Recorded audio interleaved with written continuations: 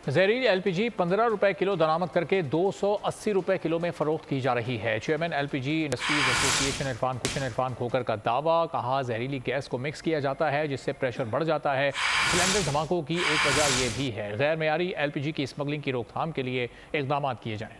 ये हादसा जो हो रहे हैं इसके जिम्मेदार सिर्फ CO2 मिक्सिंग वाले हैं या जो गैस के नाम पे गंदी केमिकल्स ला रहे हैं जो कैंसर लेवा है, जो जिसे मासूम जाने जा रही हैं, तो सारा उनका कसूर है CO2 मिक्सिंग का। 250 रुपए किलो उसका कीमत लगा लें और इसकी कीमत सिर्फ 15 रुपए किलो है। और ये 2 नंबर गैस आ रही है जो इस वक्त स्मगलिंग आइटम के तौर पे वो स्मगल हो रही है, इसको फौरी तौर पर रोका जाए। बिल्कुल किसी ये जो एलपीजी के नाम पे जो केमिकल मंगवा रहे हैं, जो एलपीजी इंडस्ट्री, इनके खिलाफ कोई कार्रवाई नहीं। मेरी हुकूमत वक्त से मुतालबा है कि ये स्मगल आइटम्स के तौर पे ला रहे हैं, इनको जो गैर मेरी गैस केमिकल पानी आ रहा है इसको फौरी तौर पर रोका जाए।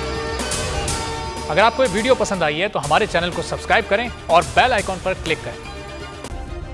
सब्सक्राइब करें और बेल दबाएं ताकि कोई खबर रह न जाए।